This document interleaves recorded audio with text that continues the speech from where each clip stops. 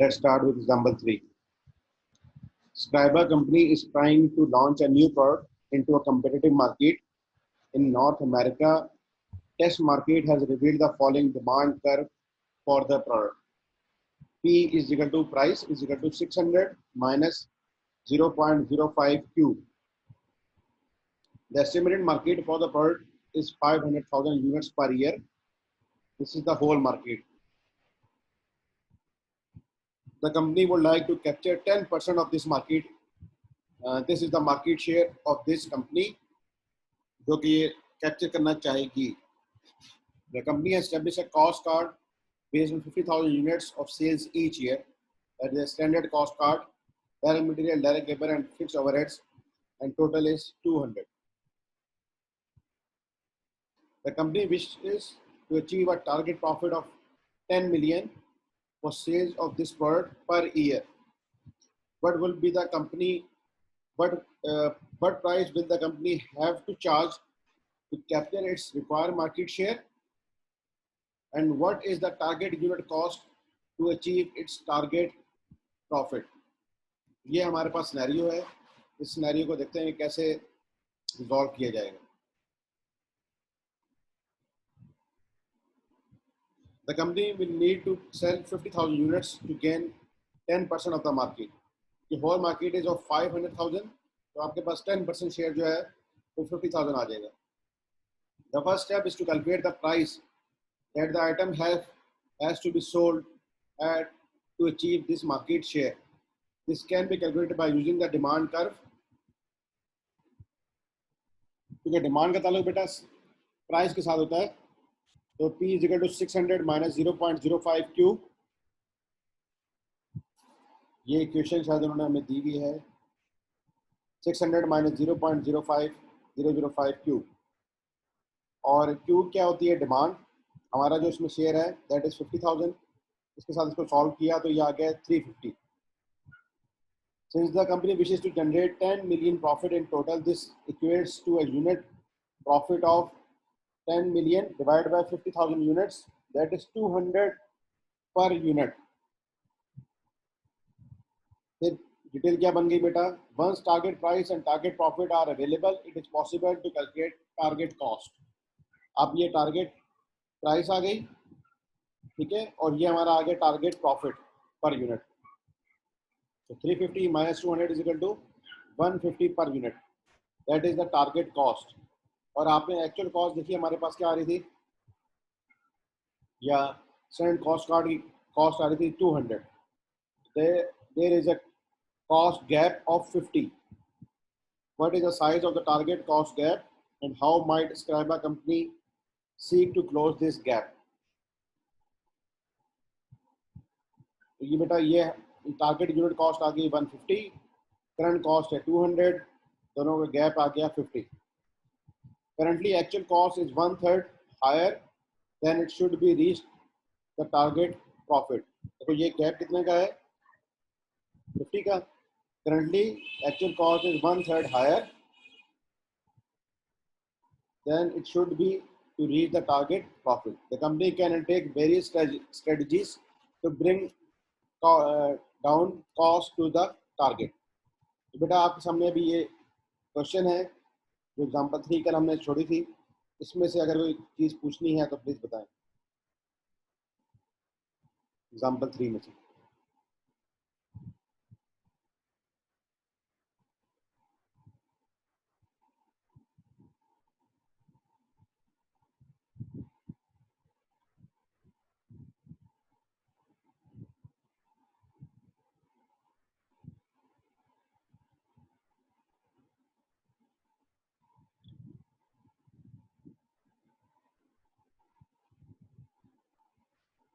ये जो क्यू होता है बेटा ये क्वांटिटी डिमांडेड होता है.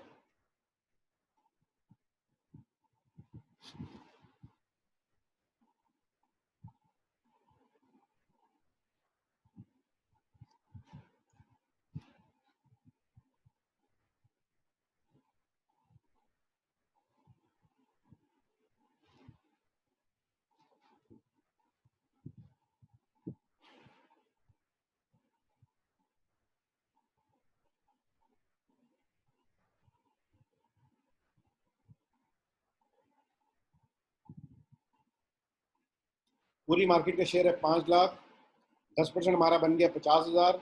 इस 50,000 की बेसिस पे जब उन्होंने कॉस्ट कार्ड बनाया, मटीरियल, लेबर, FOH, ये 200 आ गया। इस 200 के साथ हमें क्या करना है, 10 मिलियन का प्रॉफिट कमाना है। तो हमारी क्या प्राइस होनी चाहिए, इस इक्वेशन से हमने फाइंड आउट की, दैट इज 350। और फिर इसके साथ जाके हमने देखा कि हमें इतना टोटल प्रॉफिट कमाना है, इतने यूनिट्स हैं, तो पर यूनिट का प्रॉफिट आ गया।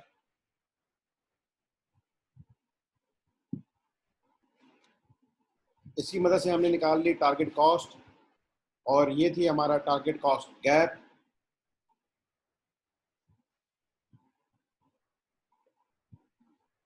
तो बेटा ये है। अब इसके अंदर हमें क्या स्ट्रेटजीज लेके आनी है, वेरियस स्ट्रेटजीज। हम प्रोडक्ट को रीडिज़ाइन कर सकते हैं, कल हमने ये बातें की थी फ्री में। This is the most effective way of reducing cost, क्या आप अपने प्रोडक्ट को ही रीडिज़ाइन कर लें। जैसे हमने कल नेस्ले योगर्ट की एग्जांपल दी थी कि 500 ग्राम्स पहले आता था, उन्होंने 450 ग्राम्स कर दिया। अब प्रॉब्ली 425 या 440, या अब तो बिल्कुल उसके ऊपर वेट भी नहीं लिखते वो। तो आप अपने प्रोडक्ट की रीडिज़ाइनिंग कर सकते हैं। One of the design of a product has been finalized. It is difficult to reduce significantly the majority of a product cost. क्योंकि जब डिज़ाइन फाइनलाइज हो गया तो फिर मुश्किल हो जाता है, इसलिए आपको डिज़ाइनिंग के टाइम पे ही केयर करनी है। If PC has not yet finalized the design and production of the product, it would be very worthwhile them revisiting the design and production planning stages of the product life cycle. आप उसी वक्त ही इसको flexible कर लें। Outsourcing. PC could seek a deal with third-party manufacturer to make the product.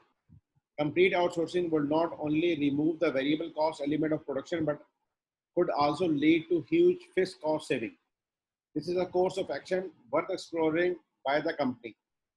Suitable controls over any patents and quality would need to be in place together with the guarantees of delivery time and ability to be flexible with production volumes.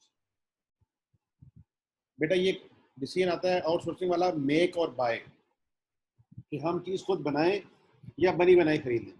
इसके साथ कुछ issues भी होते हैं। मसलन क्या issues होते हैं कि जो हमें देगा ये बंदा, ये कंपनी बना के देगी, तो हमारे चीज़ तो उसने बना के दी होगी, लेकिन मार्केट में हमारे नाम से बिकेगी, और अगर उसकी क्वालिटी ठीक ना हुई तो हमारी कंपनी का नाम खराब होगा।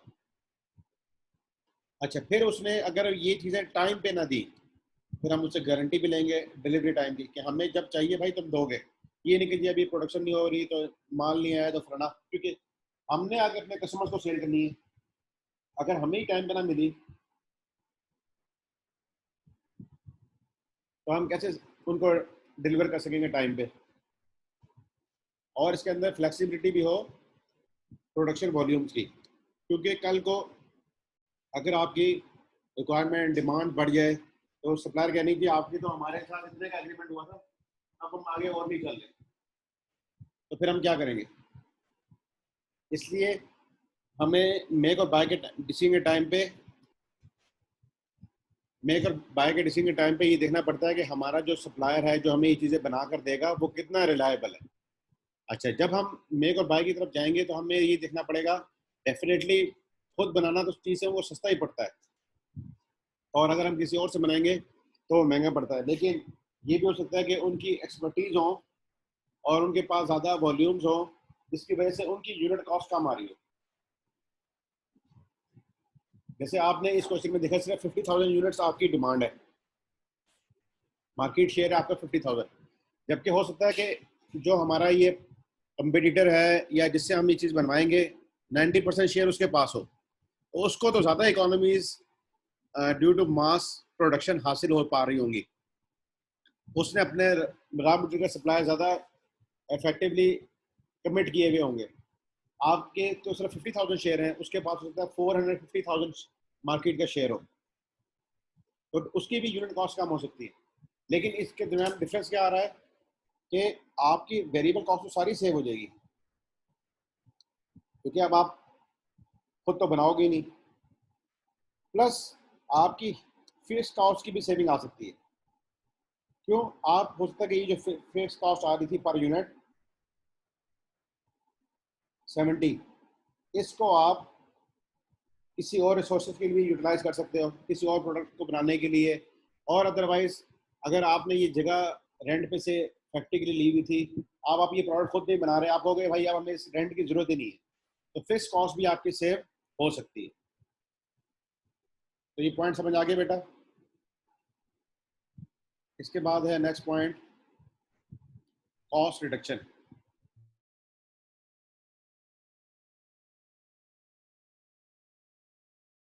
अब कॉस्ट रिडक्शन में क्या करनी है? PC has to be careful with cost cutting. If applied badly, the company could damage the value of the product, leading to a fall in market price. यानी कि आप अपना जो रॉ मटेरियल है वो कोई सस्ता वाला डालना शुरू कर दें जिससे क्वालिटी खराब हो जाए, तो आपकी मार्केट में रेपुटेशन खराब हो जाएगी। Cost reduction however seeks ways of lowering cost without reducing the value of the product.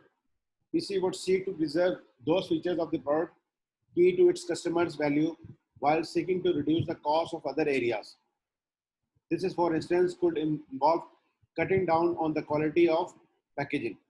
तो बेटा इस तरह की एग्जांपल है मेरे साथ पर्सनल के मैंने काफ़ी अर्से पहले की बात है कि मैं फ्रिज खरीदने गया इधर ना सनमा के पास। तो हमने ना डॉलर्स का फ्रिज, जैसे आजकल भी पाकिस्तान में ज़्यादा चलता है, उस वक्त हमने इसको पसंद किया। अच्छा जी, जब हमने पसंद कर लिया और हमने डील फाइनल कर ली, तो दुकानदार कहता है कि आप ऐसा करें, ये एक इम्पोर्टेड फ्रिज है, आई थिंक सुपर जनरल का था, तो ये देखें। हमने जी दिखाएं इसमें, तो उसकी जो फिनिशिंग थी ना, यानी कि जो दरवाजे की रबड़ थी और उसके एजेस थे, और वो सब बहुत ज़बरदस्त सोफिस्टिकेटेड थे। जबकि डॉलर्स का देखें ना, तो रबड़ के साथ रबड़ लटक रही है, ठीक है, यानी कि बिल्कुल नीट फिनिशिंग नहीं थी। तो आपने जो भी चीज़ें यूज़ करनी है अपने प्रोडक्ट में, वो बेस्ट क्वालिटी की होनी चाहिए, कम अज़ कम जो फ्रंट पे नज़र आ रही है।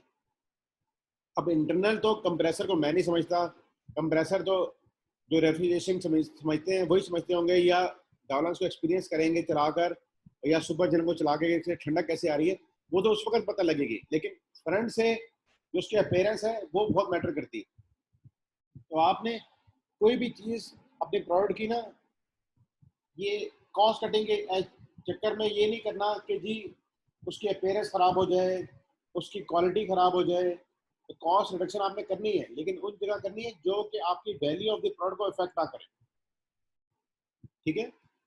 जब भी आप देखें कि दवाइयों की पैकेजिंग पे कितनी कॉस्ट लगा दी जाती है, हालांकि दवाई सारी कंपनियों की कैसी होगी, लेकिन जो ज़्यादा फैंसी करके भी लोग बना देते हैं, डब्बे बने होते हैं, और इतनी सी दवाई होती है, इतने बड़े डब्बे होते हैं, and so on. Implications and advantages. Advantages of target costing.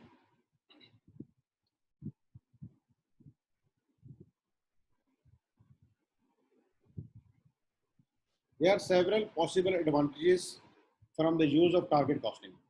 अब आपको थोड़ा सा आइडिया हो जाएगा कि बेटा, जिससे अभी हमने लास्ट क्वेश्चन किया है कि हमारी जो एस्टिमेटेड कॉस्ट आ रही है वो 200, लेकिन हमारी टारगेट कॉस्ट आ रही है 150। अब हमने अपने 150 के अंदर अपने आप को मैनेज करना है, क्योंकि अगर हमने ये मैनेज ना किया तो हमारा प्रॉफिट कम हो जाएगा, या अगर हमने फिर प्राइस ज़्यादा की तो मार्केट शेयर नहीं मिलेगा। तो ये इंटरेस्टिंग एक टॉपिक है कि आपने कॉस्ट को कैसे कंट्रोल में रखना है। It helps to improve the understanding within a company of product cost. It recognizes the most effective way of reducing costs is to plan and control costs from the product design stage onwards. यानी कि इसमें सारी जो उसकी stages हैं, product development life cycle, वो सारा इसके अंदर कवर हो जाता है। It helps to create a focus on the final customer for the product or service, because the concept of value is important. Target cost should be achieved without loss of value for the customer. यही बातें भी हमने last point में पढ़ी हैं। It is a multidisciplinary approach. Multidisciplinary approach का मतलब ये है बेटा, किस तरह ये फाइनेंस का या कॉस्ट कंट्रोल या प्रोडक्शन का काम नहीं है। This covers all areas from product design to marketing the product and considers the entire supply chain. It could therefore help to promote cooperation both between departments within a company and also between a company and its suppliers and customers. बेटा आप लोगों ने शायद financial accounting में या किसी और accounting के सब्जेक्ट में पढ़ा होगा डिविजनल परफॉर्मेंस मेजरमेंट। या डिपार्टमेंटल अकाउंटिंग। डिपार्टमेंटल अकाउंटिंग में क्या होता है कि जो डिपार्टमेंट्स के मैनेजर होते हैं वो तो ये चाहते हैं कि हमारे डिपार्टमेंट का प्रॉफिट ज़्यादा आए, लेकिन इसी के अंदर एक कॉन्सेप्ट होता है गोल कॉन्ग्रेंस। गोल कॉन्ग्रेंस ये होता है कि डिपार्टमेंट बेशक अपने प्रॉफिट्स को ज़्यादा करें, लेकिन अल्टीमेट ऑब्जेक्टिव क्या ध्यान में होना चाहिए, is the profit of the whole organization, not of only a department, बल्कि होल ऑर्गेनाइजेशन। जैसे अगर एक डिपार्टमेंट प्रोडक्शन करता है, फिर दूसरे डिपार्टमेंट में जाती है चीज़, तो एक प्रोडक्शन वाला डिपार्टमेंट वाला कहे जी मैं तो आपको इतने भी ट्रांसफर करूंगा, इससे ज़्यादा पे या इससे कम पे नहीं करूंगा। तो जो दूसरा डिपार्टमेंट वाला होगा उसने, अगर वो ये कर सकता है कि अगर ये महंगा दे रहा है तो वो मार्केट से खरीद सकता है, तो आपने क्या मार्केट में तो नहीं जाना होता ना। आपने जब एक प्रोडक्शन डिपार्टमेंट रखा हुआ है तो वो किस लिए रखा हुआ है कि इसके जो प्रोडक्ट तैयार हो वो हमारे पास डिपार्टमेंट 2 में आए। और अगर आप डिपार्टमेंट 1 कह नहीं जी मैंने तो अपने प्रॉफिट देखना है, मैं अगर डिपार्टमेंट 2 मुझसे नहीं खरीदेगा तो मैं मार्केट में जाके भेज दूंगा। तो हमने इंडिविजुअल डिपार्टमेंट्स को भी कंसिडर करना है, उनको हमें वैल्यू देने के लिए आपने एक कॉन्सेप्ट आएगा शायद नेक्स्ट स्टेजेस में आपके आए, that is called transfer pricing. Transfer pricing ये होती है बेटा कि जब एक डिपार्टमेंट से प्रोडक्ट जब दूसरे डिपार्टमेंट में जाएगी तो उसको क्या प्राइस लगाई जाएगी। वो इनफैक्ट इसीलिए होती है, गोल कांग्रेस के लिए होती है, और डिपार्टमेंट्स के जो आपस में रिफ्ट्स क्रिएट हो जाती हैं ऑन कॉस्टिंग एंड प्रॉफिट्स, उसको अवॉइड करने के लिए होती है ट्रांसफर प्राइसिंग। तो हमने मल्टी डिसिप्लिन अप्रोच चलेंगे, यानी कि तमाम डिपार्टमेंट्स को आपस में साथ लेके चलना है, क्योंकि ओवरऑल ऑर्गेनाइजेशन का प्रॉफिट क्या है कि कॉस्ट उसने प्रोडक्ट की कम करनी है। ठीक है, अच्छा बेटा इसके बाद है target costing can be used together with recognized methods for reducing costs such as value analysis, value engineering, just in time purchasing and production। just in time के मतलब कल हमने बात की थी, ठीक है, और कल हमने बात की थी जस्ट इन टाइम परचेजिंग की। ठीक है, अगर हम अब प्रोडक्शन की बात भी कर लेते हैं, जैसे हमने कहा था कि हम कब परचेज करेंगे, जब हमें प्रोडक्शन में जरूरत होगी। अच्छा ये होगी थी बात जस्ट इन टाइम परचेजिंग की।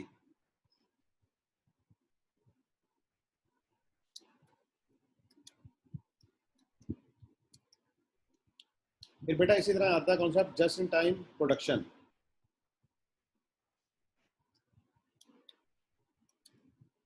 इसमें बेटा ये होता है कि आप ये नहीं करोगे कि चीज़ों को बना के ना रखते रहोगे एज ए फिनिश गुड्स, बल्कि आप चीज़ों को बनाओगे ही उस वक्त जब उनकी सेल हो चुकी होगी। फॉर एग्जांपल हम कल भी यही बातें कर रहे थे टोयोटा की या होंडा की। अगर आप गाड़ी खरीदने जाए ना तो वो आपसे पहले क्या लेते हैं, पैसे लेते हैं। पैसे लेने का मतलब है कि आपका ऑर्डर उनका कंफर्म हो गया, अब वो आपके लिए चीज़ बनाना शुरू करेंगे। टोयोटा होंडा ये नहीं करते कि अपने पास से चीज़ें बना के रखते रहे और अपने आउटलेट्स पे डाले रहे और जो आए फिर उनकी चीज़ों को उठा ले। इस तरह करने से क्या होगा बेटा, उनकी direct material, direct labour, variable FOH, marketing selling कॉस्टें इनकट हो चुकी होंगी, उनके फिनिश गुड्स की आउटलेट की कॉस्ट आ रही होगी, और फिर वो चीज़ों को सेल कर रहे होंगे। जबकि वो ऐसा नहीं करते, वो कहते हैं जितनी हमारी डिमांड आ रही है, इसे कहते हैं डिमांड पुल, जितनी हमारी डिमांड आएगी उसके मुताबिक हम फिनिश गुड्स बनाएंगे। और फिनिश गुड्स बनाने के लिए फिर जब हमारी फिनिश गुड्स की डिमांड आई तो हम प्रोडक्शन प्रोसेस रन करेंगे, और प्रोडक्शन प्रोसेस रन करने के लिए हम फिर उस वक्त मटेरियल, लेबर और एफओएस को इनकट करेंगे। तो जस्ट इन टाइम प्रोडक्शन में बेटा पहले क्या हो जाती है, सेल, फिर होती है प्रोडक्शन। ठीक है,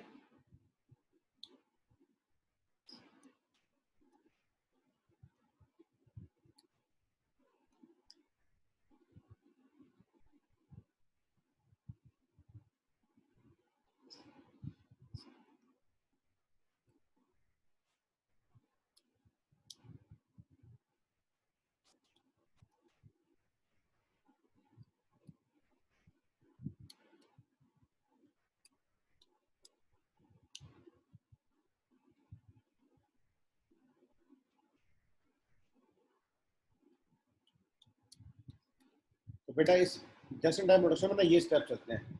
पहले हो जाती है सेल, फिर वो सेल के मुताबिक बनाते हैं फिनिश गुड्स। फिनिश गुड्स बनने के लिए क्या होती है, प्रोडक्शन प्रोसेस रन करना पड़ता है, that is work in process करना पड़ता है, और वर्क इन प्रोसेस के लिए हमें क्या चाहिए होता है? मटेरियल, लेबर और effort. This is called demand pull. इस सारे प्रोसेस को कहा जाता है डिमांड पुल।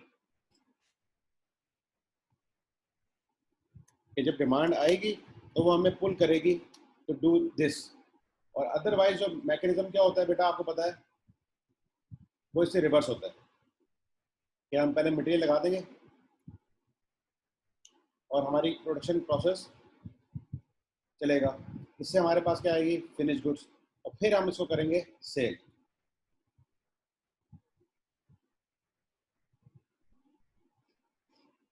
ठीक है बेटा, this is demand pull and this is sale push. यहाँ पे आप सेल को पुश करते हैं। ये काम कौन करता है? ये सुजुकी कर रही है। ये काम कौन कर रहा है? होंडा और टोयोटा कर रही है। सुजुकी में आप जाए ना, सुजुकी में तो उसकी चीजें तैयार होके आउटलेट्स पे पड़ी हुई है। सुजुकी के आपको आउटलेट ज्यादा नजर आएंगे और होंडा वगैरह के कम नजर आएंगे, और जो आउटलेट्स होंडा या टोयोटा के नजर भी आते हैं वो just for the delivery of the goods होते हैं। They are not the showrooms. वहां पे अगर आपको कोई गाड़ी नजर भी आ रही है तो किसी क्लाइंट की आई हुई है, इसकी डिलीवरी एक्सपेक्टेड थी, उसको वहां पे देने के लिए वहां पे आके खड़ी कर दी जाती है, या कोई और इन्वेस्टर हो तो उसने उसको क्या कहते हैं, जैसे गाड़ी ऑन पे बेची जाती है ना, तो वो इसलिए रखा होता है। तो ये जस्ट इन टाइम का समझ आया बेटा? जस्ट इन टाइम यानी कि जिस वक्त जरूरत है उस वक्त वो काम किया जाए। बहुत दोनों चीजें, परचेजिंग भी और प्रोडक्शन भी। ओके, आगे चलते हैं।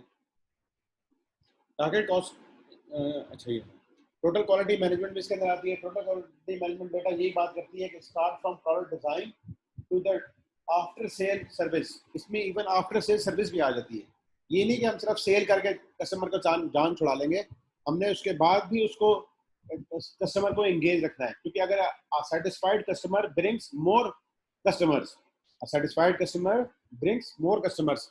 जैसे आप देखें, अगर मैं इसे आपको एग्जांपल दे रहा था डॉलर्स की, या आज के जितनी भी इलेक्ट्रॉनिक्स कंपनीज हैं, ये आफ्टर सेल सर्विस के ऊपर बहुत ज़्यादा फोकस कर रही है कि आप हमें कॉल करेंगे, हमारा नुमाइंदा आपके पास पहुंच जाएगा, अंडर वारंटी, आपसे कोई चार्जेस नहीं लेगा, अगर कोई पार्ट खराब होगा तो वो भी रिप्लेस किया जाएगा एंड सो ऑन। और आफ्टर वारंटी पीरियड पार्ट्स के पैसे वो लेंगे और सर्विस चार्जेस कम लेते हैं। तो total quality management it's not only up to the sale point, but it includes after sale services and continuous improvement. ये कॉन्सेप्ट है काइज़न कॉस्टिंग का, कि आप अपनी जो प्रोडक्ट है ना, इसके अंदर कंटिन्यूसली इम्प्रूवमेंट लाते रहते हैं।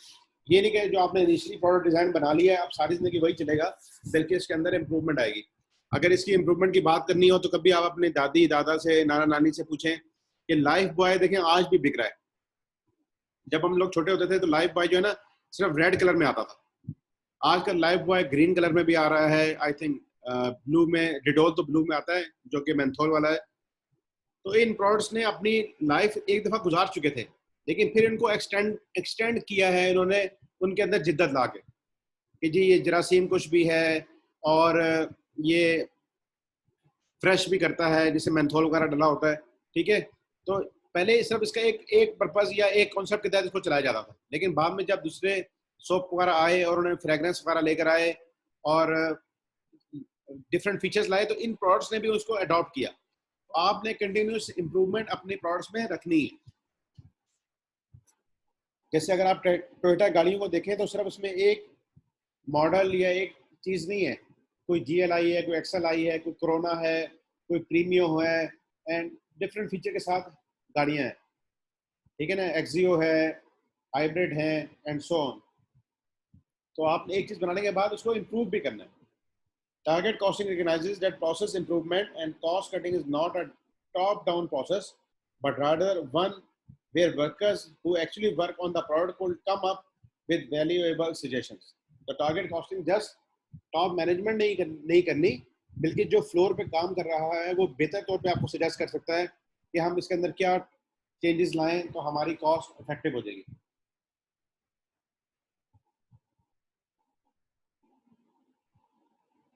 अच्छा जी, the implication of using target costing. The use of a target costing system has implications for pricing, cost control, and performance measurement. Target costing can be used with pricing policy for a company's product or services. A company might decide on a target selling price for either a new or an existing product, which it considers necessary in order to win market share or achieve a target volume of sales. Having identified the selling price that it wants for the product, the company can then work out a target cost. पहले आप determine करते हैं selling price, फिर आप determine करते हैं इसके ऊपर डिजायर्ड प्रॉफिट, और फिर आप आते हैं टारगेट कॉस्ट पे। और बेटा जिस तरह उन्होंने यहाँ बताया कि ये सिर्फ प्रोडक्ट से मुतालिक नहीं है, यानी गुड्स से मुतालिक नहीं है, बल्कि it includes services as well. Cost control and performance measurement has a different emphasis when target costing is used. Cost saving are actively sought and made continuously over the life of the product. हम cost को improve करने में लगे रहते हैं, ये नहीं कि बस एक स्टेज पे आकर रुक जाते हैं, बल्कि इवन अगर हम टारगेट कॉस्ट भी अचीव कर लें उसके बाद भी हम कॉस्ट कटिंग पे लगे रहते हैं। There is joint responsibility for achieving benchmark savings. Joint responsibility है। If one department fails to deliver the cost saving expected, other departments may find ways to achieve the saving. अगर एक department से नहीं हो पाया तो सारे डिपार्टमेंट्स कॉमन गोल के लिए काम करें। Staff are trained and empowered to find new ways to reduce cost while maintaining the required quality. जब भी बेटा जो स्टाफ की ट्रेनिंग्स होती हैं और इनकी कैपेसिटी बिल्डिंग होती है, ये एक इम्पॉर्टेंट फीचर है इन प्रोडक्शन प्रोसेसेस। अच्छा,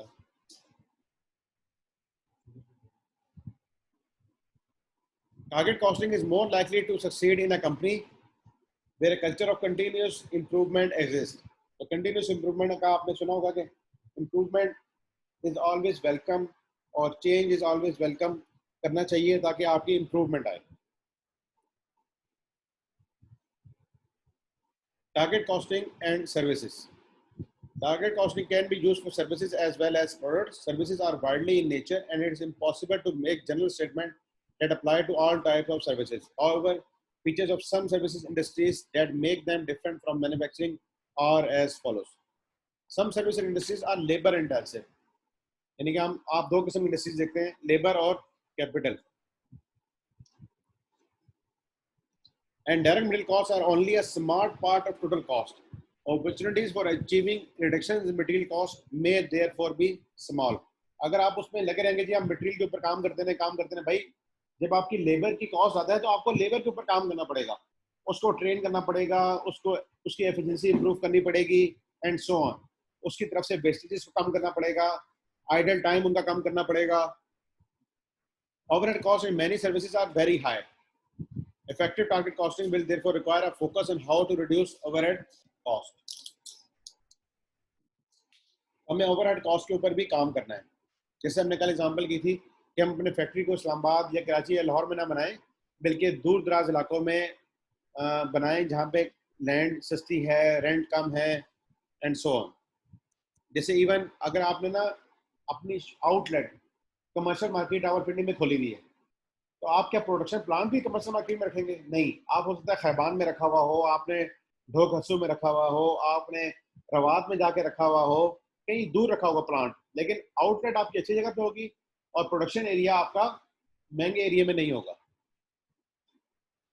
A service company might deliver a number of different services to the same delivery system using the same employees and same assets. Introducing new services or amendments to existing services therefore mean adding to the work burden of employees and the diversity or complexity of the work they do. जैसे आपके पास अगर distribution का setup है, जैसे आप अपनी products बनाते हैं, फार्मास्यूटिकल की एग्जांपल देता हूँ, आपकी फार्मास्यूटिकल कंपनी प्रोडक्ट तो बना रही है, लेकिन उसको फिर पूरे पाकिस्तान में डिस्ट्रीब्यूट भी तो करना है ना बेटा। उस डिस्ट्रीब्यूट करने के लिए क्या होगा, आपके पास वैन्स होंगी अपनी, ठीक है, कंप्यूटर सिस्टम्स होंगे और एम्प्लॉइज होंगे जो जाकर डिस्ट्रीब्यूट करेंगे। तो आपने एग्जिस्टिंग जो सिस्टम होगा उसी के ऊपर और लोड डाला और प्रोडक्ट्स को लेकर आए और उन्हीं को बेस्ट यूटिलाइज किया, rather than to hire a new distribution company or hire new employees or new assets. अगर हम नई सर्विसेज ला रहे हैं और amendment to existing services therefore means adding to the work burden of employees and the diversity or complexity of the work they do. तो आपने उनके ऊपर और काम डाला है ताकि वो हमारी तक कंट्रीब्यूट करें। A system of target costing therefore needs to focus on quality of service and value for the customers. Introducing a new service might involve a loss of value in the delivery of existing services to customers. For example, adding a new service to a telephone call center could result in longer waiting times for callers. आपने पहले आपका call centre है जो कि आपके customers की requirement को meet कर रहा है, ठीक है, आपने उसके अंदर एक और सर्विस ऐड कर ली. एग्जांपल देता हूँ, जैसे यू फोन है या मोबाइल लिंक के कॉल सेंटर्स हैं, इन्होंने क्या किया कि एमसीबी के सर्विसेज भी ले ली, कि एमसीबी की जो कॉल्स आती थी वो भी इन्होंने ले ली. तो बेटा क्या होगा, अब आपके पास 200 एम्प्लॉइज का फ्लीट था जो यूफोन की कंप्लेंट्स को हैंडल कर रहे थे, प्लस आपने एमसीबी का भी ले लिया कि एमसीबी की, जैसे मैं एमसी के बैंक अकाउंट होल्डर हूँ तो अपना बैलेंस पता करना है या एटीएम पिन जनरेट करना है या इंटरनेट ट्रांजेक्शन करना है, तो अब आपके एम्प्लॉइज के ऊपर क्या आएगा, लोड आएगा ना. तो उससे क्या हो जाएगा, आपके जो एग्जिस्टिंग कॉलर्स हैं या न्यू कॉलर्स रहेंगे उनका लॉन्गर वेटिंग टाइम हो जाएगा, which is not good. New services might be introduced without proper consideration being given to whether the service is actually profitable. आप ये भी कह सकते हैं कि हमने एमसीबी का काम ले लिया विदाउट एनालाइजिंग कि हम उनसे जो प्राइस ले रहे हैं वो हमें कितनी पड़ रही है और हमारी पर कॉल चार्जेस क्या हैं और पर कॉल हमारे कितने मिनट की होती है, क्योंकि जितने ज़्यादा लंबी कॉल होगी हमारे जो कॉल सेंटर्स के एम्प्लॉइज हैं वो इंगेज रहे और हम उस दौरान नई कॉल नहीं ले सके. For example, a restaurant might add additional items to the menu. It is believed that the only additional cost is the cost of the food. In practice, there would be implications for the purchasing and preparation of the food and possibly also for the delivery of food from the kitchen to the restaurant dining area. New items added to the menu might therefore make losses unless all aspects of cost are properly considered. आप new item तो add करते हैं, लेकिन पुराने item आपके फिर क्या होते जाते हैं, कम होते जाते हैं. अगर वो नई डिश आएगी तो पुरानी डिश की सेल जो है वो कम हो जाएगी. When a single delivery system is used for services, the cost of services will consist largely of allocated and apportioned overheads. For target costing to be successful, there must be a consistent and fair method of attributing overhead cost to services, both existing services and new services. अब बेटा जो हमारे fix overheads होते हैं ना, इनमें ज़्यादातर होते हैं एलोकेटेड नेचर के, लाइक जैसे हमने कहा था हेड ऑफिस के एक्सपेंसेस होते हैं या प्रोडक्शन एरिया के एक्सपेंसेस होते हैं. उनकी हम एक अप्रोच बनाएं कि हमने इनको यूनिट्स के ऊपर कैसे डिस्ट्रीब्यूट करना है और फिर वो अप्रोच जो है वो कंसिस्टेंट और फेयर होनी चाहिए. जैसे आप अगर हम कहें हमने एमसीबी की कॉल सेंटर्स ले लिए, इस पर हमारी फिक्स कॉस्ट कोई नहीं आएगी, बेटा फिक्स कॉस्ट इसको भी एट्रीब्यूट होनी चाहिए. क्यों, आपको कि नहीं बस अब तो हमारी जो एडिशनल कॉस्ट लगे, एडिशनल चार्जेस लगेंगे वही हमारे इंक्रीमेंटल चार्जेस हैं या हमारी वेरिएबल कॉस्ट है, लेकिन अब आपकी वो फैसिलिटी जो पहले सिर्फ यू फोन के लिए इस्तेमाल हो रही थी अब वो एमसीबी के लिए भी इस्तेमाल होना शुरू हो गई है. तो इसके लिए आपकी एक कोई पॉलिसी होनी चाहिए जो कि consistent. Services might be provided by non-for-profit entities. For example, health services might be provided free of charges by the government. When services are provided free of charge, target costing can be used for a new services. However, it is doubtful whether concept of target price and target profit can be used by a non-profit entity. This raises questions about how to decide what the target cost should be and will probably be some arbitrary figure. अब अगर आप non profit organisation में काम कर रहे हैं तो वहाँ पे प्रॉफिट तो आपका टारगेट है ही नहीं, वहाँ पे बेटा आपके नॉन फाइनेंशियल कंसिडरेशन ज़्यादा होते हैं कि आप कितनी कम्युनिटी को सर्व कर रहे हैं, कितने को हेल्थ की सर्विसेज दे रहे हैं, एजुकेशन की फैसिलिटीज दे रहे हैं, पॉवर्टी रिडक्शन कर रहे हैं. तो वहाँ पे आपकी कंसिडरेशन प्रॉफिट नहीं है बल्कि नॉन फाइनेंशियल कंसिडरेशन आपकी होती हैं. तो आपका प्रॉफिट वाला एलिमेंट निकल गया तो पीछे क्या बच गई, सिर्फ कॉस्ट थी. तो उस कॉस्ट को ही आपने मैनेज करना है.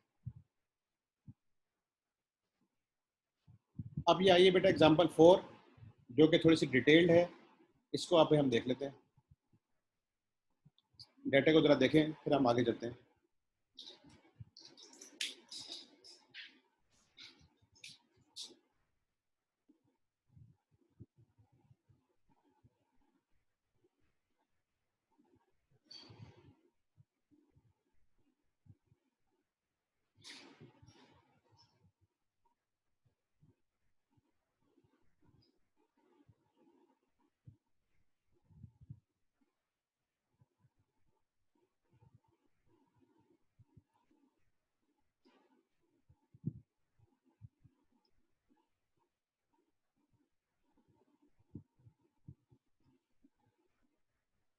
जी बेटा, तो हम क्या देख रहे हैं? Example 4, a company which is to introduce a new product to the market. The company estimates the market for the product to be 50,000 units. The company uses target costing. Current projected cost are as follows. और ये बेटा in total है. Manufacturing cost आ रही है bought in parts, यानी कि जो आप बाहर से बने बनाए खरीद रहे हैं, 100 कंपोनेंट्स खरीद रहे हैं कि लॉट्स में, और ये आ गए 50 मिलियन. ठीक है, 50,000 यूनिट्स के लिए आप 100 की लॉट में खरीद रहे हैं. Direct labour, assembly of components, ये जो कंपोनेंट्स आएंगे इनकी असेंबली करनी है. हर एक में लगेंगे 10 आवर्स, और हर आवर की पेमेंट कर रहे हैं 500 पर आवर. तो 500 into 10, 5,000. Machine cost, that is 750 million divide by 50,000 units हैं, 15,000. Ordering and receiving 500 orders into 100 की components into 500 per order divided by 50,000 units, that is 500. Quality insurance, इसके ऊपर आपके 10 आवर्स लग रहे हैं into 800, 8,000. Rework cost, 10% probability of failure. जो आपके यूनिट्स बनेंगे उसमें से 10% हम समझ रहे हैं ख़राब हो जाएंगे, और उनके ऊपर हमें फिर फर्दर 10,000 की कॉस्ट लगानी पड़ेगी, दैट इज़ 1,000. अच्छा जी, नॉन मैन्युफैक्चरिंग कॉस्ट, डिस्ट्रीब्यूशन की कॉस्ट है 10,000. वारंटी कॉस्ट, जैसे आफ्टर सेल सर्विस है ना, तो इसकी ये है कि हमें वारंटी के लिए जो कंप्लेंट्स आ सकेंगी बाहर से, that is 10%, and that is उसके ऊपर हमें कॉस्ट लगेगी 15,000. तो 15,000 का हमने 10% लिया, that is the cost to collect, that is 1,500. तो इन सबको जमा किया बेटा तो ये बन रहा है 91,000. सेलिंग प्राइस है 100,000. टारगेट मार्जिन हमने रखा हुआ है 20%. टारगेट प्रॉफिट कितना होना चाहिए? 20,000. टारगेट कॉस्ट हो जाएगी 80,000. ठीक है बेटा, तो कॉस्ट गैप कितना आ जाएगा? Target cost gap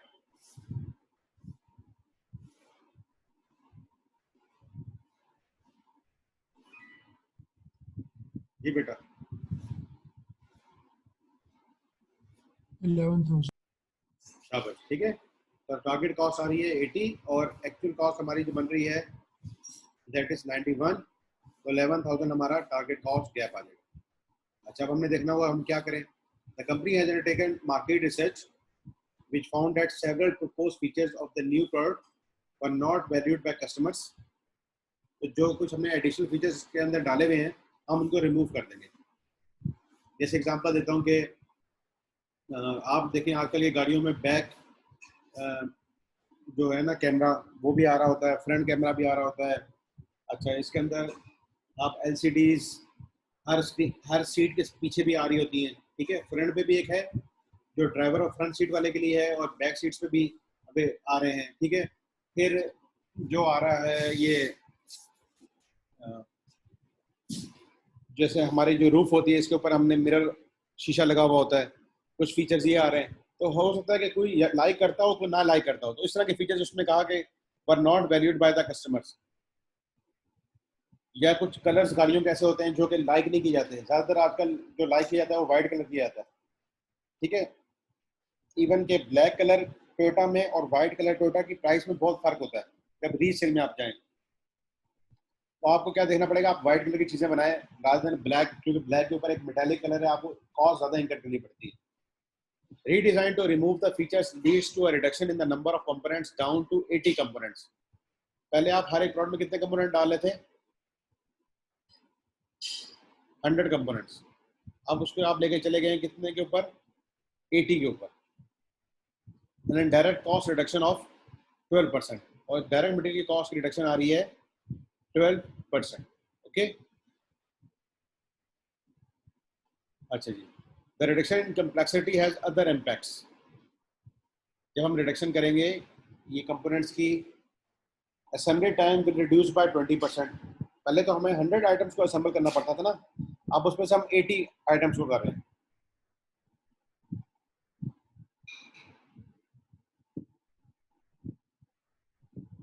assembly time will be reduce by 20%। Quality assurance will only require 6 hours. इससे पहले बेटा हम कितना कर रहे थे, क्वालिटी एश्योरेंस के ऊपर 10 आवर्स, अब हम आ गए 6 आवर्स।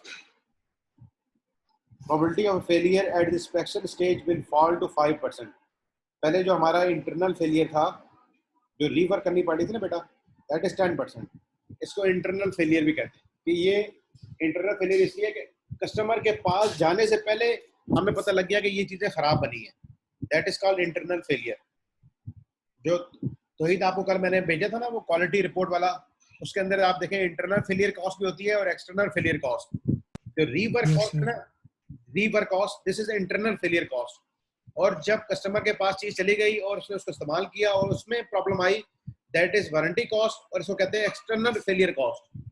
External failure cost. तो दो किस्म की कॉस्ट हैं, एक internal that is prior to sale the product to the customers, और एक्सटर्नल फेलियर कॉस्ट क्या होती है, जब कस्टमर के पास प्रोडक्ट पहुंच गई है और वो उसको इस्तेमाल कर रहा था और उसके पास चीज में खराबी आ गई, तो that is external failure cost, और इसको हम वारंटी कॉस्ट भी कहते हैं। जैसे आप डॉलर्स का रेफ्रिजरेटर लेकर आ गए और बाद में उसे ठंडा करना खत्म कर दी, तो फिर आपकी कस्टमर की कॉल आएगी और आपको उसको ठीक करना पड़ेगा, and that will cost you to rework, plus it will affect the image of the product in the customers mind. अच्छा जी बेटा, the probability of an after sale failure, that is external failure, will also fall to 5%। ये भी पहले 10% था, ये अब ये भी 5% पे आ गया। cost of warranty correction will fall by 2000। पहले जो ये थी ये 15,000 थी, अब ये कितने पे आ गई है, 13,000 पे। अच्छा जी, क्योंकि अब हमारे कंपोनेंट्स कम लग रहे हैं, तो कंपोनेंट्स जब कम लगेंगे तो खराबियां भी कम आएंगी। reduced weight of the product will reduce shipping cost by 1000 per unit। अब हमारा जो प्रोडक्ट था उसका वेट भी कम हो गया। पहले हम 80 कंपोनेंट डालते थे, अब पहले 100 डालते थे, अब 80 डाल रहे हैं। तो जब वेट कम होगा तो हमने जब उसकी डिलीवरी करानी है तो उसके चार्जेस भी कम हो जाएंगे। The revise projected cost are as follows. तो बेटा हमने ये क्या किया सारा, the company has undertaken market research which found that several proposed features of the new product were not valued by the customers। हमने क्या कर लिया, रीडिजाइन। हमने क्या कर लिया, रीडिजाइन। आप देखते हैं क्या इम्पैक्ट आएगा। This is before and this is after. Manufacturing cost bought in part से आपके 100, आप कितने हो जाएंगे, 80, और प्लस उसके अंदर आ जाएगी रिडक्शन बाय 12%। ठीक है,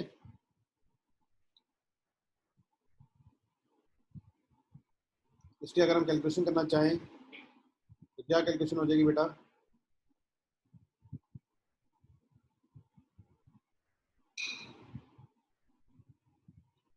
ये 50,000 थे ना, अब ये कितने परसेंट रह जाएंगे, 12% रिडक्शन हुई, 88%। तो आप 50,000 का 88% लेंगे, दैट इज 44,000। 80 कंपोनेंट्स कम हुए हैं, उनसे कॉस्ट में क्या रिडक्शन आई है, that is this one. Okay, यानी अगर सारे कंपोनेंट्स की वैल्यू एक जैसी होती तो हम 50,000 डिवाइड बाय 100 इंटू 20 कर देते, लेकिन ये 20% रिडक्शन नहीं आ रही बल्कि 12% रिडक्शन आ रही है। कुछ सस्ते आइटम हो सकता है कि हमने ऐड ना किया। Direct labour, assembly of components, पहले था 10 आवर्स इंटू 500, अब क्या हो जाएंगे, डायरेक्ट लेबर आवर्स में 20% रिडक्शन आई है असेंबली टाइम में। आपको याद होगा असेंबली टाइम में मैंने कहा था 20% रिडक्शन है, तो अब 10 आवर्स की जगह कितने हो जाएंगे, 8 आवर्स, और 500 पर आवर है तो अब क्या आ जाएगा, 4000। ठीक है बेटा, यहाँ बताया था असेंबली टाइम में कौन है, लेबर इंगेज होती है ना। अच्छा जी, मशीन कॉस्ट, वो तो 750 मिलियन डिवाइड 50,000 थी, वो सेम ही रहेगी क्योंकि उससे हमारे कोई फर्क नहीं पड़ा। ऑर्डरिंग एंड रिसीविंग, 500 ऑर्डर्स थे इंटू 100 कंपोनेंट्स थे, 500 पर ऑर्डर था, 50,000 यूनिट से, तो ये 500 आ रहा था आपके पास। ये देखें क्वेश्चन में, अगर ये था 500, ठीक है, अब क्या हो जाएगा बेटा, ये सॉरी, दैट इज 500 ऑर्डर्स, अब 80 कंपोनेंट्स हो गए थे इनटू 500 और 50,000, तो जब उसके साथ आप इसको सॉल्व करेंगे दैट इज 400। सर जी बेटा। सर ये मशीन कॉस्ट डिवाइड बाय 50,000 के बजाय 44,000 नहीं होगी डिवाइड बाय? नहीं देखो, हमने सेल कितनी करनी है,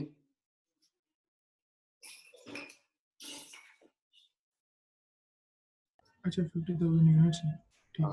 यूनिट के हिसाब से निकालें ना।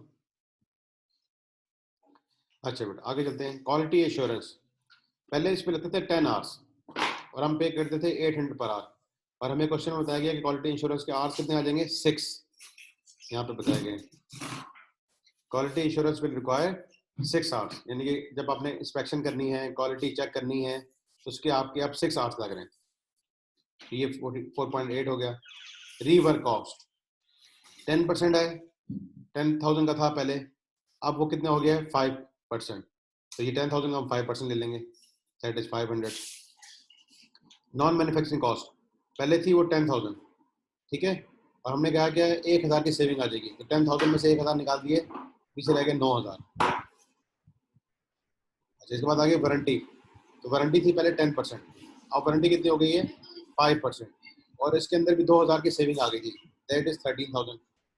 13,000 का 5% ले लिया, ये 15,000 का 10% था, तो अब बेटा आपके पास टोटल आ गया 91,000 पहले था, अब आ गया 78,350। ओके, तो आपकी टारगेट कॉस्ट कितनी थी 80,000, तो वो हमने अचीव कर ली, बल्कि हम उससे भी बेहतर पोजीशन पे आ गए। ओके,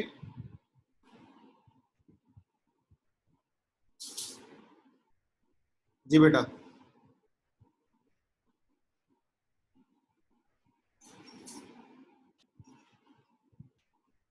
कोई कंफ्यूजन, कोई चीज पूछनी हो, इसमें एक बात का ध्यान में रखना पड़ेगा बेटा, बात वो क्या बात है, कोई बताएगा?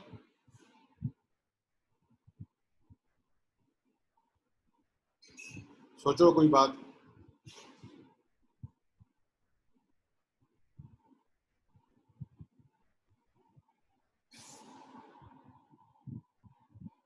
क्योंकि आपने ना अपने माइंड को ब्रॉड रखना है, टीचर की कही हुई बात से आगे भी सोचना होता है, ठीक है। वो क्या बात है बेटा, वो मैं आपको बताता हूँ। देखो पहले हमारे पास सेल प्राइस कितनी है 100,000, ओके, और ये कब थी बेटा, जब हम 100 कंपोनेंट्स वाला आइटम सेल कर रहे थे, यानी कि उसके अंदर एडिटिव फीचर थे। इन्होंने क्या कहा है कि कुछ फीचर ऐसे हैं जो कि non valued by the customers, तो आपने वो फीचर्स की वजह से अपनी कॉस्ट को क्या कर लिया, कंपोनेंट्स भी 80 कर दिए और भी रिडक्शन दिख रहा है, तो क्या आपके ख्याल में अभी भी सेल प्राइस 100,000 रहेगी? हाँ, इन्होंने इस क्वेश्चन में इसके ऊपर कोई बात नहीं की। एनीवे, आपको एक पॉइंट समझ आना चाहिए कि अगर हमने अपने कंपोनेंट्स कम किए हैं, उसके कुछ फीचर्स निकाले हैं, जैसे देखो एक एग्जांपल देता हूँ जिससे आपको बात ज़्यादा बेहतर समझ आएगी। क्वालिटी के आप पहले 10 आवर्स लगाते थे, अब आपने 6 आवर्स लगाए। क्वालिटी को चेक करने के आवर्स आपने कम कर दिए ना, जब आप आवर्स कम करोगे ना तो आपकी लो क्वालिटी चीज़ बनेगी। और उसके साथ वो ये भी कह रहे हैं कि जी 10% से 5% पे आ गई है, और ये भी 10% से 5% पे आ गई है, ये भी 15 से 13 पे आ गई है, तो इतना इम्पैक्ट नहीं आ सकता बेटा कि क्वालिटी के आवर्स, या तो आपने क्वालिटी के आवर्स बढ़ाए होते ना तो ये कम हो सकते थे, सारी चीजें कम नहीं हो सकती। तो ये आप यहाँ पे तो इस क्वेश्चन के रिक्वायरमेंट से आपको ये बात समझ आ रही है कि जी हमने टारगेट कॉस्ट अचीव कर ली, लेकिन मैं आपको रियल टाइम सिनेरियोज बता रहा हूँ कि रियल टाइम में सेल प्राइस भी 1 लाख नहीं रहेगी, क्वालिटी एश्योरेंस कम करने से रीवर्क कॉस्ट बढ़ेगी, वारंटी के केसेस भी बढ़ेंगे, ये जो परसेंटेज 10% थी ये 15 पे जाएगी, ये 10 वाली भी 15 पे जाएगी, ये वारंटी कॉस्ट पहले 15 की जो थी अब 13 की हो सकती है, क्योंकि कंपोनेंट्स आपके कम हुए हैं, ये तो चलो मैं मानता हूँ कम हो सकती है, लेकिन आपकी ये कॉस्टें बढ़ेंगी। तो आपने जब रियलिस्टिकली करना है, प्रोफेशनल लाइफ में आके ये काम करने हैं, तो इन बातों को ध्यान में रखना है, ठीक है बेटा। इसकी एग्जांपल्स मैं आपको यूँ देता हूँ कि प्रॉब्ली आप लोग भी के कहीं फेस करते हो। जैसे मुझे याद है कि मेरी 3 बहनें मुझसे छोटी हैं, एक बहन की शादी मेरे से पहले हुई थी, ठीक है। जब आप उनका फंक्शन अरेंज करने जाते हो, जब आप मैरिज हॉल पे जाओगे तो उनसे पूछोगे भाई क्या मेन्यू है। अब आपको पता होता है कि मेरे पास कितने पैसे हैं, मैं फंक्शन कितने में अरेंज कर सकता हूँ, तो आप मेन्यू के अंदर चेंजेस करोगे। आप कहोगे जी मटन की डिश निकाल दें, इसमें चिकन की डिश डाल दें, या इसमें जर्दा निकाल दें, आप कस्टर्ड डाल दें, या आप पिंक टी निकाल दें, इसमें कैवा डाल दें। तो ये सारी चीजें आपने उधर ये कॉस्टिंग वहां पे भी अप्लाई करनी है आपने। आपको पता है कि उसने मेन्यू दे दिया, सपोज करो ना 2000 का, आप कहोगे भाई ये 2000 और हमारे इतने गेस्ट आ रहे हैं, 2000 इंटू दिस, ये तो मेरे 7 लाख रुपए बन जाते हैं, अगर 350 गेस्ट हैं तो मैं ये कैसे करूंगा, मेरे पास तो 6 लाख या 5 लाख हैं। फिर आप उसे कहते हो यार कोई और मेन्यू दिखाओ। तो ये टारगेट कास्टिंग आप वहां जाके भी अप्लाई कर सकते हो। इवन इसके एग्जाम्पल एक और देता हूँ, जैसे आप ना लैपटॉप लेने गए हो या कंप्यूटर बनवाने गए हो, उसने कहा कि ये स्पेक्स हैं, ये रैम है, ये हार्ड डिस्क है, ये स्क्रीन है, ये फलाना है, ये माउस है, फलाना। आप कहोगे यार ये तो सारा बन के ना बन रहा है तो मैं 1.5 लाख रुपया, मेरे पास तो 1,20,000 है। आप कहोगे यार ऐसा करो ना, इसमें प्रोसेसर इस कंपनी का ना डालो, इस कंपनी का डाल दो, इसमें आप हार्ड डिस्क इतनी वाली ना डालो, आप इतनी वाली हार्ड डिस्क डाल दो, आप इसमें रैम ये नहीं डालो, ये डाल दो। तो ये सब टारगेट कॉस्टिंग ही है, समझ रहे हो बेटा? Yes sir. तो ये टारगेट कॉस्टिंग आपको हर जगह अप्लाई करनी पड़ेगी, और इसकी बड़ी सिग्निफिकेंस है, और ये बड़ा इंटरेस्टिंग होता है कि आप कैसा कम्बिनेशन बना रहे हैं कि आपकी ना ये टारगेट अचीव हो रहा है। इसकी एग्जांपल अगर आपने समझनी हो तो आप मिठाई की दुकान में चले जाओ और आप चेक करो जाके जी, से मिठाई आ रही है स्टैंडर्ड एक 600 रुपये किलो, अब आपके पास 500 रुपये हैं, आप चाहते हो कि 500 रुपये के अंदर मैं ऐसा कम्बिनेशन बनाऊं कि किलो मिठाई भी आ जाए और मेरा काम भी हो जाए, ठीक है। तो फिर क्या करना पड़ेगा, आपको सस्ते आइटम उसके तो ज्यादा डालने पड़ेंगे और महंगे आइटम कम डालने पड़ेंगे, तो जब 500 रुपये में डब्बा बन जाएगा। ठीक है बेटा। अब इसकी 2 एग्जांपल्स दी गई हैं, comprehensive problem example number 1 and comprehensive example number 2। तो ये 2 एग्जांपल्स करने से ये चैप्टर जो है ना वो कंप्लीट हो जाता है। तो चैप्टर में क्या क्या चीजें हैं? Target costing involves setting a target cost by subtracting a desired profit margin from a competitive selling or market price. The target cost is equal to market price minus desired profit margin. और cost का gap क्या है? Expected cost minus target cost. And cost gap can be bridged by effective cost reduction techniques, better technology, and improved processes. An advantage of target costing are proactive approach towards cost reduction, achievement of desired profit, and quality products in accordance with customers' requirements. Okay बेटा। तो अगर हम इसके पास papers का analysis करें,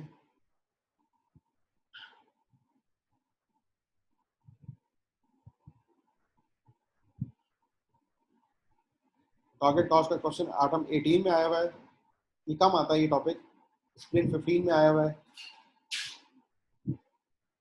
लेकिन it is a interesting topic और short topic होता है, ठीक है। कैलकुलेशन है जिस तरह बजटिंग में की जाती है या थोड़ी सी एब्जॉर्प्शन कॉस्टिंग की जाती है, सेम वही चीज़ें। तो ये 2 क्वेश्चन भी हैं, ये इंशाल्लाह हम कल देख लेंगे।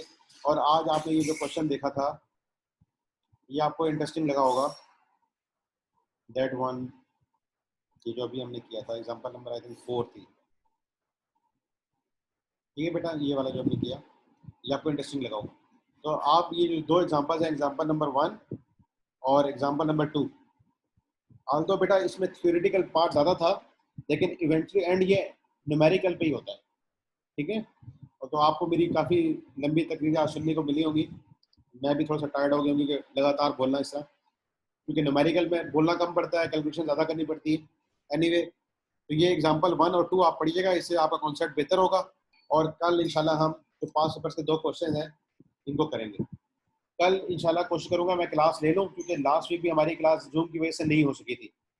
तो होपफुली आप लोग कंफर्टेबल होंगे, और कल किसी और टाइम भी अगर क्लास लेंगे तो मुझे बता दीजिएगा कि हम इस टाइम लेंगे, ग्रुप में मैसेज कर दीजिएगा जो आपको टाइम प्रेफरेंस हो, क्योंकि वर्किंग डेज में तो मैं 8 से 9 इसलिए क्लास लेता हूँ कि मैंने ऑफिस जाना होता है, ठीक है। जैसे आज भी जाना है, सैटरडे को ऐसा कोई इशू नहीं होता, लेकिन आप प्लीज़ आइएगा और कल क्लास लीजिएगा ताकि हमारा ये टॉपिक खत्म हो और हम आगे चलें। Any question, please let me know.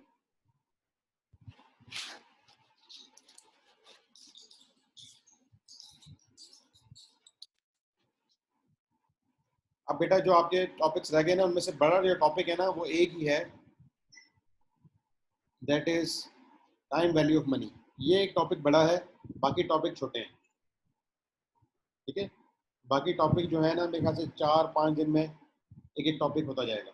जैसे टारगेट कॉस्टिंग भी हम देखें 2-3 दिन में ख़त्म कर रहे हैं, इस तरह रेलिवेंट कॉस्ट जो है ये भी 2-3 दिन में ख़त्म हो जाएगा। कॉस्ट वॉल्यूम एनालिसिस वाला भी 3-4 दिनों में ख़त्म हो जाएगा। डिसीजन मेकिंग भी 3-4 दिनों में।